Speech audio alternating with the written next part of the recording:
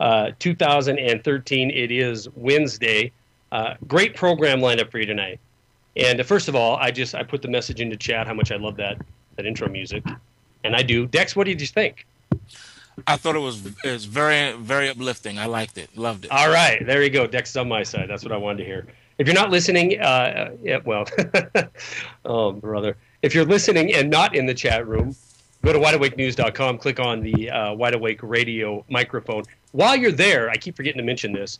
I think we're over 1,000 people now subscribing to our newsletter that we send out every day. Karen asked me today about an RSS feed. We did that for a while. We had some issues with it, but I would suggest if you want a feed from Wide Awake News, subscribe to the newsletter, because you're getting headlines every single day. Basically, the headline breaking news stories that we post on the website, we send that out in the form of a newsletter every single day. So wideawakenews.com, click on the banner that says Wide Awake Newsletter, and subscribe to that. If you want to join chat, the microphone's right there. If you want to watch me do this live, there's a Justin TV feed from the inside. I want to thank the artist who sent me the CD, and I'm not going to mention names or anything until I know it's okay to do so, but I know you listen. I know you sent me a CD, and you were worried about it showing up. Well, I got news for you. They both showed up at the exact same time. So you sent me two of them. You sent one. We thought it didn't go through. You sent another one. They both showed up at on the exact same day. So thank you for them, and send me a message. Let me know if I can talk about it on air or not. And again, I want to tell you guys that tonight's going to be all about sequestration. It's Sequestration Wednesday, 2 days before the big event that we're all supposed to be terrified on. We have Dex joining us right now, coming up in hour number 2. I think Dex is going to hang out with us for a bit, at least in the second hour, and Greg Manarino is going to be coming on for hour number 2. So a lot of interesting information is coming out. If you have questions about sequestration, what does it mean? Dex, do you want to take calls this first hour? I'm wide open, man. Anything goes. Dex says anything goes, so call in, 877-342-6673. We'll take questions on the topic of sequestration. Again, if you're not in the chat, get in the chat, wideawakenews.com. Jump on in. All right, now let's get into it. Here's the deal. Here's the deal, folks.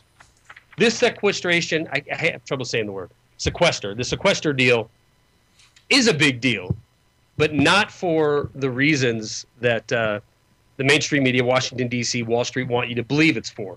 It is a big deal. I truly believe it's one more death nail in the coffin of freedom, because we're going down this path, this entrenched form of govern by crisis. We're going down this path of letting yet another event occur that cements the need for government to steal from us in our present and from our future in order to pay special interest. Period. That's it. 82 billion bucks that they're talking about, meaningless. Absolutely meaningless. However, that doesn't stop the president recently in a speech talking about this. If this sequester comes to pass, it'll of course be all the Republicans' fault. It's going to mean emergency responders, their ability to do their job is going to be degraded. Border agents are going to have reduced hours. FBI agents are going to be furloughed without pay. Prosecutors, it's going to be so rough, folks. This is how bad it's going to be. It's going to be so rough. Prosecutors are going to have to let criminals go. Thousands of teachers are going to get laid off, and tens of thousands of parents are going to be scrambling, looking for daycare. Dex, you know what?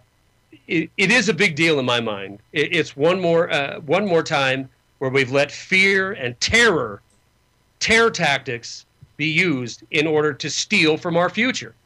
You know, our government is $1 trillion+ a year out of control. Our government doesn't serve we the people whatsoever. The institutions that are pushing for this the hardest are the ones that are raping this nation. Give me your thoughts on it, Dex. Basically, it's not only a rape, but then after they rape the victim, then they prosecute the victim. Yeah. Rape. So basically, yeah. You're being charged with raping. That's a great illustration. It's like the disgusting defense attorney that's going to say that the girl deserved to be raped because of the way she was dressed, and that's folks. This is exactly Dex. That is a beautiful illustration, right? Because This is exactly what's coming, America. This is exactly what's coming. They're going to rape you, us, we as a nation, and then they're going to blame you for the raping. And we're going to buy it. We're going to say, oh, my God, yeah, this is all our fault. Our deficit, our sovereign debt, it's all out of control. It's got to be the Democrats' fault. It's got to be the Republicans' fault. It's got to be anybody's fault but the people who truly brought us here. They're going to rape us, and then they're going to blame us for raping us. Good point, Dex. Yeah, but look at it this way. At least for right now, it's only a misdemeanor. You know, by 2016, it'll be a felony. It was Gary Hendershot jumping in there. I couldn't stay quiet on that one. It was just too much fun. Well, the bottom line is they're going to take back everything that they gave us. That's what they normally do anyway. Yeah. All right, so I cut you off. How big of a deal is this? It's a huge deal because basically what they're telling you is, hey, we're getting close or closer toward that time in the not too distant future where they are going to pull the plug, and they're going to blame us for the fact that they had to pull the plug. That's right. I'm not convinced. Yeah, I do know what you're talking about, and I'm not convinced that time isn't right now. Some people think maybe you're going to disagree with me. Some people think it's years down the road. We very well. This is how. I'm getting feedback from you, Dex. I don't know if you're too close to the mic or what, but or maybe Gary's got his on. I don't know, but I'm hearing everything I say. We're on such fragile ground at this point that I believe that the event that you're talking about, which is pulling the plug, could happen as early as tomorrow morning. It might happen a few years down the road, but they are absolutely setting us up for this, Dex. Pulling the plug, let me define what I mean by that. Before I go there, though, let me just pause and remind everyone the last time I was on here, what have I been telling you? I've been telling you that there's a disconnect between what you're seeing in the stock market versus what you're seeing in the economy, and that they're using the stock market as a smokescreen to blind you from what's happening to you in the economy. So I said, with that said, I said at the beginning of the year, end of last year, right after Christmas, I said, expect the possibility of the father of all bull markets, one that would, make the one in the 90s pale in comparison. Well, we've seen that. We're now within 100 points of new all-time highs for the Dow. God, I hope it hits it. I hope it hits it. The Russell has already hit record all-time contract highs. So now it's just waiting for the S&P and the Dow to catch up. Now, here's how you know that this is 2007, 2008 all over again. Back then I warned, and this is before my YouTube days, I warned clients back then that what they were seeing was not real when the S&P and the Dow were hitting new contract highs then. I said, this is not real. I said, the reason why it's not real is because the NASDAQ is not following. The NASDAQ barely got back to 50% of the value that it lost during the 2000 bubble pop. What happened right after that was a total collapse. And we remember what happened after that when we hit the lows in 2009 with the S&P hitting 666. Now what we have happening is a repeat of that. What do we see? We see once again, it's like in 2008 and 2007. Yeah, hold on. We blew through that first segment. We're going to be back with Dex PulseScan72 from YouTube, commander of the Black Ops Trading. If you're watching on Justin TV, you see we have the Vulcan icon up there. We're going to be back with Dex more Wide Awake News Radio in just a minute. Hang tight. Guys, welcome back to Wide Awake News Radio. Charlie McGrath joined, of course, with Dex PulseScan72 from YouTube. 70 people in the chat. If you want to join them, post your questions in there, wideawakenews.com. Microphone on the right-hand side, and I'll drop you right into chat. Dex, you were telling us how the collapse of the NASDAQ 100 that came with the tech boom bubble in late 90s, early in 99, has never recovered. And now you are the and you know what? I'll ask Greg when he's on here later too. I think I've talked about this off air, but you're about the fifth or sixth guy that I've talked to that does this for a living, who has the same feelings that I have, which is this is 2007, 2008 all over again. So run with that for a little bit. Okay. Well, we have the same characteristics and everything lining up just like we did in 2008. In 2008, the dollar was a lot stronger and a lot higher. In 2008, silver was very weak and so was gold before everything happened. In 2008, the NASDAQ was the weakest of all the stock indexes and barely would move, even when as the S&P and the Dow was hitting new highs. The same exact characteristics in the marketplace is what we are seeing right now. And just like then, the market waited until August, end of August, beginning of September, and then it rolled over, and it did it violently and almost instantaneously. That's what we're going to see happen again. Just 2 days ago, we got a taste of that. Now, they want to blame it on what was happening in Italy. That's irrelevant. The bottom line is the market crashed. We had a nice little intraday crash. That was a nasty candle. I haven't seen a day like that in years. That was letting you know that there is something very wrong. Now, today, what did we see? We saw a nice run-up. If you compare today's daily bar with Monday's daily bar, you'll see there is a huge difference. All right? That bearish engulfing candle is still in play. What that bearish engulfing candle did was set the stage for the trading range going forward. If we can't take out that 1530 high, and I mean close above it, then the bull is dead at this point, which means that they're pulling the plug right now. However, based on what I am seeing in the charts, I see another scenario that's a little bit 2008 fast forwarded. In other words, unlike 2008, we just hit a new high early here in February. Okay? Back in 2008, we didn't do that. We waited until like the spring and the beginning of the summer to do that. So we're advanced. In other words, we're further along now than we were back in 2008. And we already started, got a taste of a pullback already. The only thing different now than then is that we had this monster gap that we created over the holiday as we transitioned from 2012 to 2013. We had this nice little gap, and that will take the S&P all the way down below 1446. So we still have room to collapse down, about 70 points in the S&P and still be considered bullish.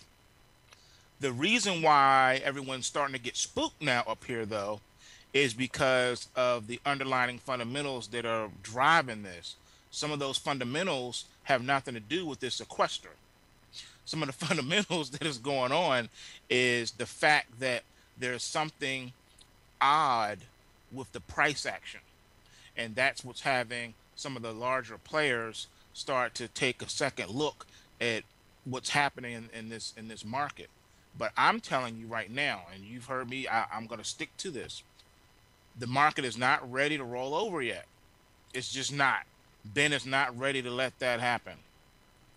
He wants this thing to run a little bit longer. They're just not ready yet to pull the plug. You know when they are, because you don't need to have news in the market. You don't need to have anything happen in the market for the market to roll over and do it in a big way. I've seen it. I was there when it happened. I participated in it without any news whatsoever, having everyone on the trading floor just bewildered, not knowing what's going on. I've seen those type of crashes where the Dow dropped 700 points intraday without warning, without any news whatsoever. No rumors, no nothing. Just the Dow is down 700. How do you deal with that? How do you cope with that? We got it on Monday. We what on Monday? We got a shot of that on Monday? a taste of that on Monday, what that would look like. Well, And if I'm not mistaken, we had, I mean, we're touching the all-time high, 10,075 right now. What was the all-time high? 10,150 or something like that. what are you talking about? I'm talking about the Dow right now. Oh yeah, the Dow is just shy, like 14,300, something like that. 14,000, something like that. Yeah, 14,002 something. Let's just And call it 14,300. okay, well, if and that happened about a year before, roughly a year before we saw, wasn't it? Before the collapse of 2008. Yeah, the highs were hit in 2007. All right. Well, if we were following that pattern, wouldn't that suggest next year? Correct, but remember what I said prior to that, a few sentences ago. I said we've accelerated beyond 2008. In Okay. 2008, those highs were hit in the like late spring, early summer. I'm saying we just hit these highs here in February. Okay. See how we're ahead of the game? Oh yeah, yeah. I mean, I definitely understand what you're talking about. I'm just trying to correlate it with a chart guy. You know, with looking at charts and we'll get another break here coming up. I want to talk about effects that could happen outside of charts on the backside of this break. Okay, Dex. Cool. All right, we'll be back with Dex, Paul Scan 72, more Wide Awake News Radio. Hang tight. All right, guys, welcome back to Wide Awake News Radio. Charlie McGrath, Dex, Paul Scan 72 from YouTube. Black Ops Trading or Trader Extraordinaire is, and welcome to the folks from the Black Ops Trading. They're in our chat room right now. If you want to join them, wideawakenews.com. Click on the radio. You'll be in the chat. All right, Dex, we've accelerated from 2000. You said between 2007 and 2008 is what it feels like to you. I said to you, you're the fifth, sixth person that I've talked to that does this for a living that has said to me the exact same thing. So, you know, with that indicator in our back pocket, let's look at other things that have happened in the last 5 years that could point to devastation coming outside of the world of technical data or charts.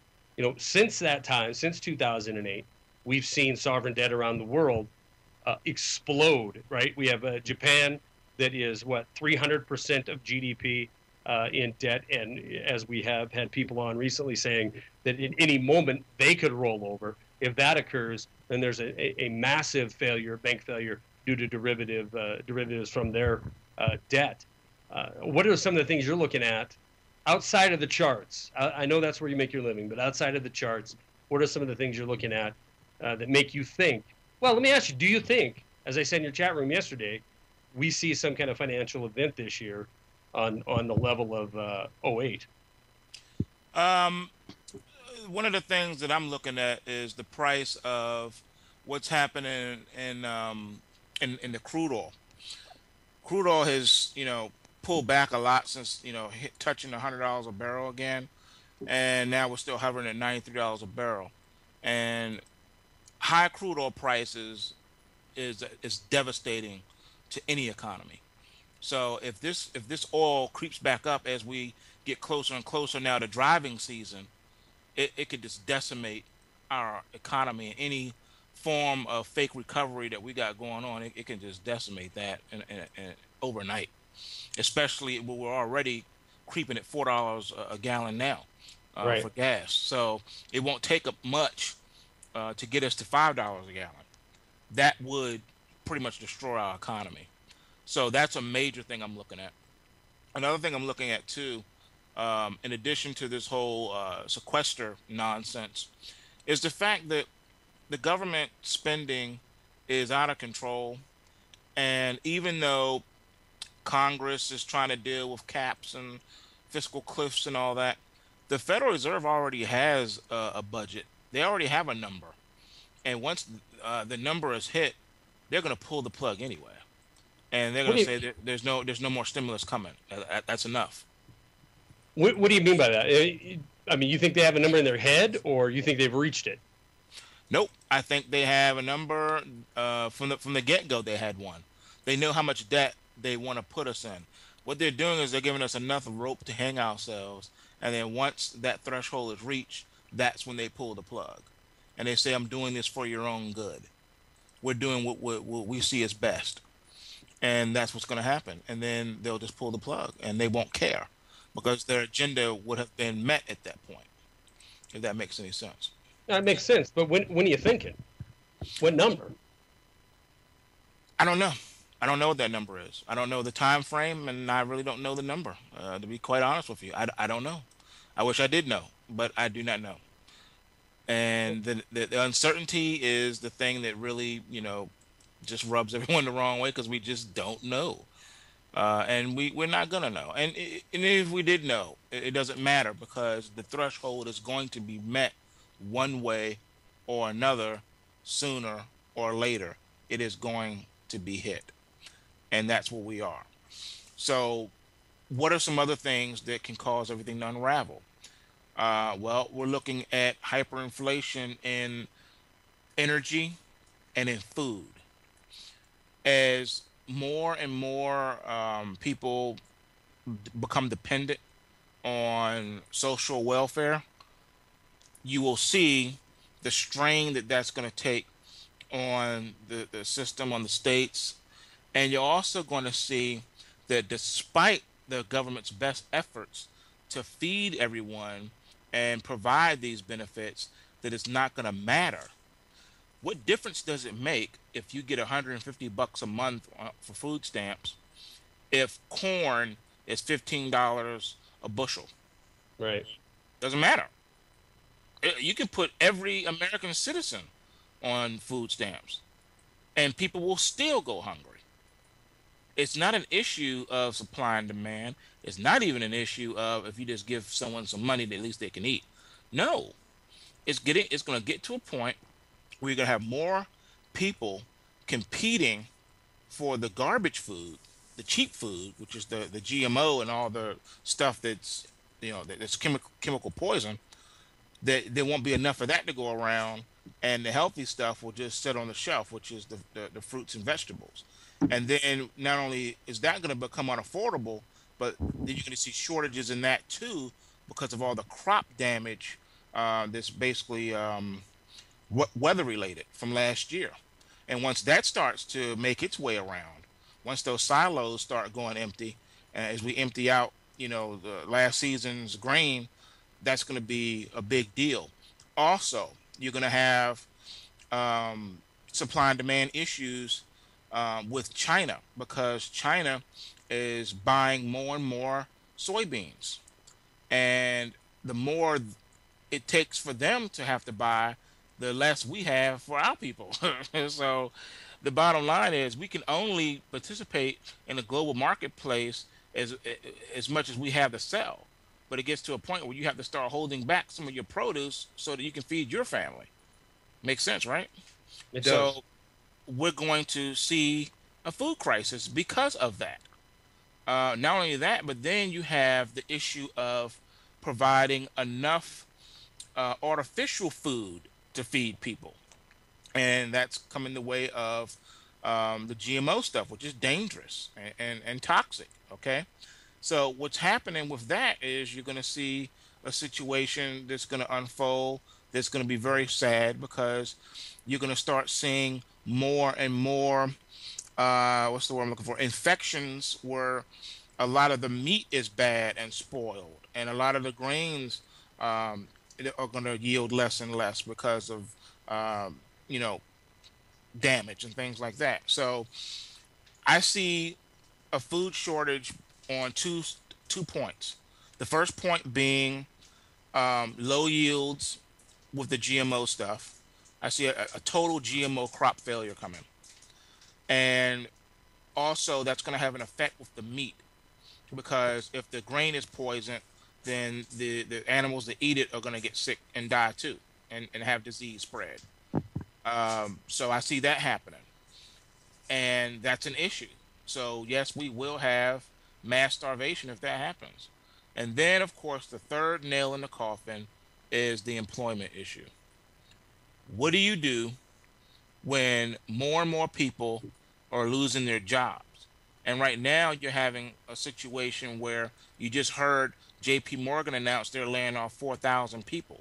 That's 4,000 more middle-class families that are being kicked out of the middle class now and Right. having to compete now with all the other people for the Burger King, McDonald's, and Walmart jobs. All right.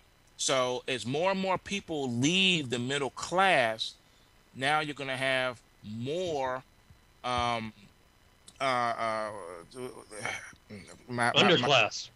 no, my mouth is moving fast in my brain. Suburbs, okay, more and more ghost cities in the suburbs, because now they can't afford to live in that nice little gated community. So now they have to move out of that. So now you're going to have more and more houses just sitting there. Here's the other scary part underneath all this that you don't see played out in the media. That's the real estate market. Yeah, and I want to get into that. We're about to go into break, but I want you to touch on that for sure, because it's something I happen to know quite a bit about. Again, we're going back to pre-2008 activities, where subprime is cool once again. Risky loans are cool once again. We're going to talk about that with Dex and more Wide Awake News Radio coming your way right after this. Hang tight. All right, guys, welcome back to Wide Awake News Radio. Charlie McGrath, joined by Dex, PaulScan72 from YouTube. That's his YouTube channel. If you're not subscribed to him, please do, PaulScan72. He's also has a trading room that you can contact him through his YouTube channel if you want to be a member of his trading room. Are you still entertaining potential members to your trading room, Dex? Yeah, it's on a case-by-case basis. We keep it really small, close-knit family. We're a family up at the Black Ops, literally. So I just don't just allow anybody just to roll up in there and cause discord. So it has to be someone who is, like-minded to make it up in the room. Everything I do is free too, by the way. Everything. I don't charge anything. Right on. And contact you through YouTube, or do you have a different address? They can hit me up either at YouTube or at my email address. I'll post it in the room. All right. Cool. All right. I want to get into this last segment here. Next hour, we'll bring on Greg Manarino. But let's talk about housing a little bit, right? Okay. We've got historic, nearly all-time low interest rates to go out and refi or to get a mortgage on a home. Everything possible that can be done in order to try to ignite a fire under the housing sector, because it is one of the pillars of a main pillar of our economy, has been done, to fight off deflation, and even with that, prices are still down, and a lot of people are still upside down. And matter of fact, the majority of mortgage holders are still upside down in their mortgage. But Dex, I'm seeing the exact same things we saw 2005, 2006, 2007, 2004. Where it's almost frenzied, at least in my part of the country, with this housing boom, and I hate to even call it that. It's certainly not to where it was in 2000. Let's say the height in 2005, but there's a lot of interest and there's a lot of emotion being generated with a return of first-time home buyers, first-time housing starts, that kind of thing. There's a lot of momentum being put behind there. A lot of hats are being hung on this information, but it is, and what's hard for me being in the business is I realize this is a rope-a-dope of Muhammad Ali type proportions. Suckering people in, suckering the nation in, when we're the one buying most of the Federal Reserve is buying most of the mortgage-backed securities. This is going to end poorly, is it not? Out west right now, what you have is another scandal that can rival the LIBOR scandal.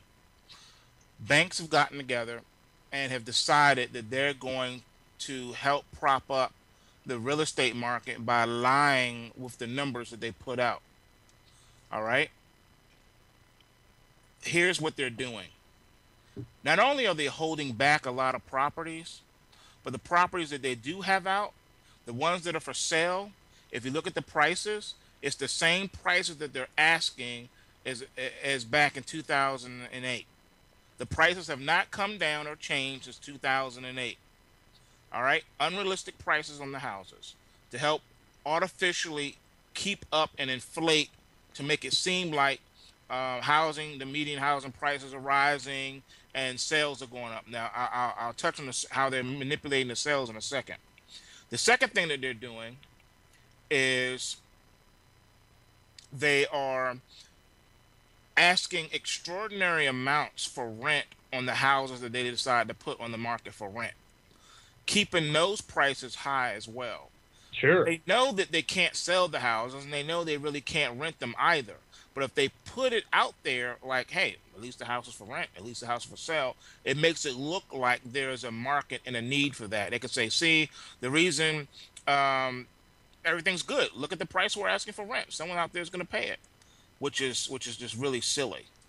So that's what's happening right now. No one's going in these houses. All right, they're lying and telling you, yeah, sales are up. No, they're not. It's just musical chairs is what's happening. People who already have a house, who still have a job, may decide, hey, this is a good time for us to get out of this house and get a bigger house for the same price we're paying for this house. And that's what's happening. Just a lot of musical chairs, but there's really nothing going on.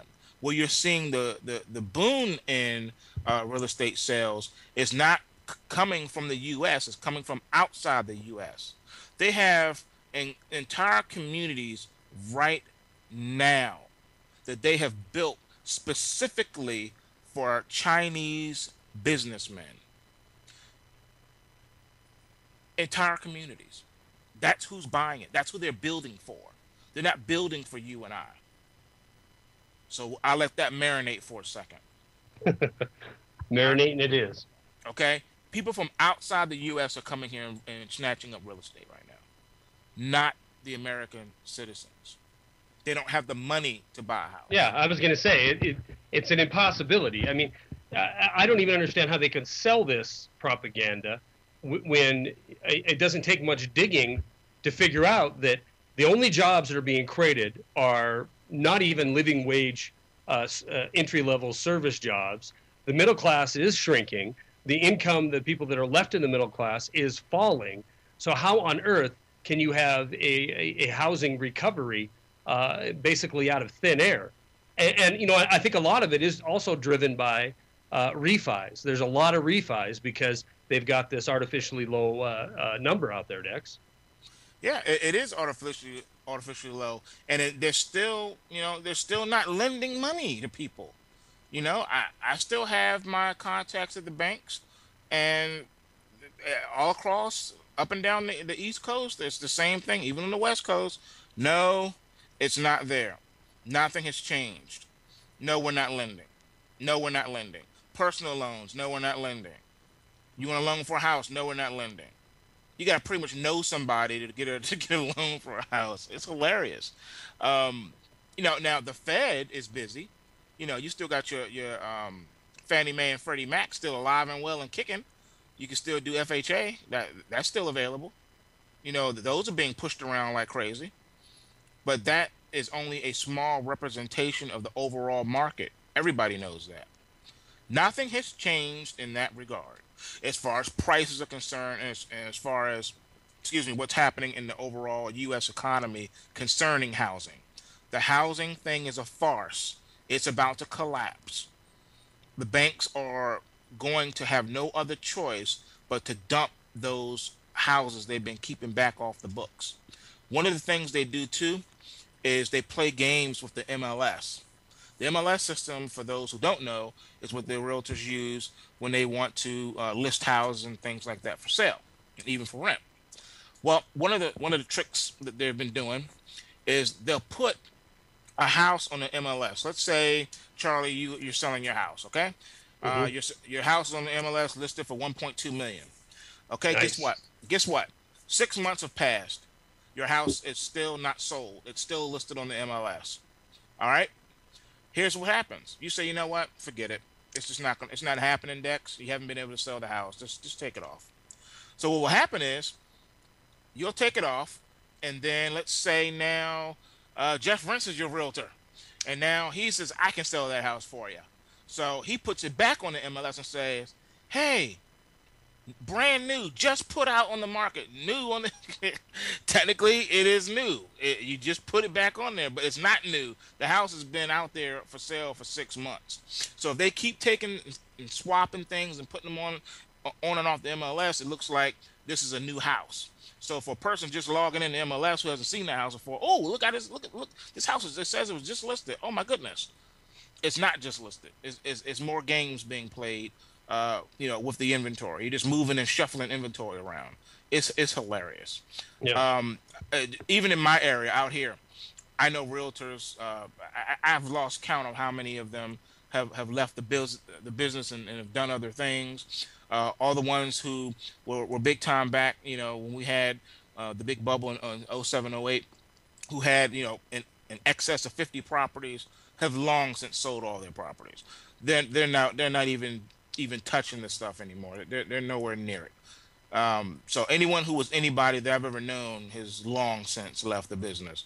There is no real estate market going on. Nothing's going on. Well, getting that feedback again. Dex? Yes. I think you got your mic open because there you go. It's fixed. Okay. Yeah, the notion that we're somehow recovering in housing is, in my opinion, is 100% driven by this push down of interest rates, which is 100% because the Federal Reserve is buying this $80 billion a month in mortgage-backed securities, and Freddie and Fannie are backing the majority of everything that is written right now. But let's be real. This is an absolute tool that can be used to control. I believe it's all about getting everybody, even if you think you're not under the thumb of government control, you are. Even if you don't, nobody in your family or is on any kind of social safety net. If you go out and you buy a house now, do you really think that it's not going to be shoveled into the coffers of a quasi-government agency? Because it is. And when they have ultimate control over everything is when this government, I do believe, will turn from this soft tyranny to hard tyranny, Dex. Oh, absolutely. They've already been gearing it up. I mean, come on, we just ordered even more bullets. Yeah. They got like 10 bullets for every human being in the United States. I mean, come on, that's crazy. Not only that, but we know about the underground bunkers and stuff they've been building. We know about that. We know all about the new drones that they've come out with, the drones that not only have HD quality but can stay in the air now indefinitely, and they can launch multiples of these, and they communicate with each other. They have live video and audio, and they're just going to stay in the sky indefinitely. And they've already told us we can see at least 30,000 of those up in the air. They even have the tiny ones that look like birds and insects that can go anywhere. Yeah, and they're already starting in the cop situation in California recently, where they were talking about using drones to go out and search for them. All right, stay tuned, guys. We're going to bring Greg Manarino on here in just a minute. Dex, I think, is hanging out with us, so it'll be me, Dex, Greg Manarino back in just in a little bit. Hang tight.